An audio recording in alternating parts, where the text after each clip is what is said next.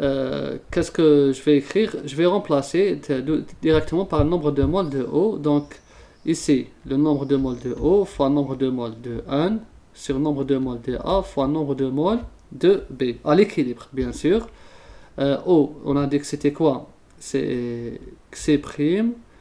Là, c'est Xi plus X'i' sur 1 moins Xi moins X'i'. D'accord?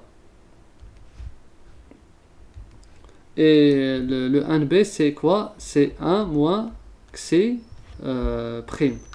Et on remplace directement X'i'. On a dit que c'était 0,46 fois 0,86 sur 0,14 fois 0,54 à peu près. C'est ça.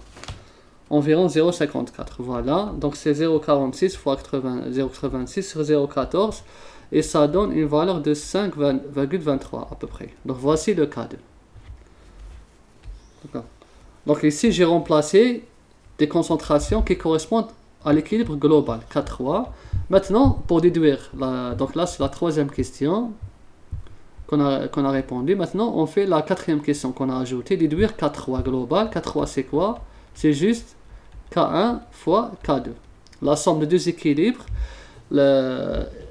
c'est-à-dire la constante d'équilibre globale de la somme de deux équilibres est égale juste au produit de leurs constantes d'équilibre respectives. On ne fait pas plus, on fait moins, plutôt le produit. Pourquoi? Parce que ici, vous pouvez vérifier ici, on va obtenir la même si on remplace ici. Donc, regardez là, je peux avoir ça, d'accord? C'est-à-dire quand je fais le produit, je dois obtenir le numérateur sur le dénominateur qui correspond ici au produit, ici au réactif. Donc vous pouvez confirmer ici sur ça. Donc quand je fais le produit, je dois avoir la même chose par rapport à la réaction globale. Et là, je ne vais pas remplacer par les concentrations. Vous pouvez remplacer par les concentrations, on va trouver les mêmes valeurs, mais là, on va déduire directement.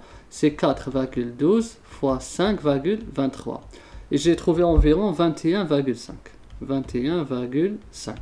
Voilà l'équilibre global K3. Donc qu'est-ce qu'on remarque? On remarque que le K3 est plus élevé que le K1 et le K2. C'est normal. Pourquoi? Parce que l'acide acétique, il va réagir deux fois. Comme il va réagir deux fois, c'est-à-dire cette réaction elle est très favorable. C'est-à-dire on va favoriser cette réaction. Donc c'est comme si on a augmenté la réactivité la réactivité de l'acide acétique en ajoutant un autre réactif qui est le méthanol. Donc voilà. Donc là c'est comme si on avait ajouté la concentration de l'alcool tout simplement. Puisqu'ici si je parle d'un point de vue de réactivité, d'accord, la réactivité de l'éthanol, elle est presque équivalente à la réactivité de méthanol. Donc c'est comme si que la fonction alcool, c'est la fonction alcool, on a augmenté la concentration de la fonction alcool, on va dire d'une façon générale.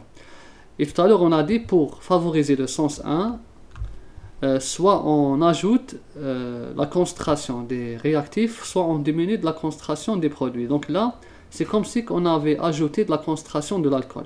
C'est pour ça qu'on a favorisé l'équilibre dans le sens 1. Voilà, pour expliquer ça. Voici pour la partie 2 de l'exercice 3.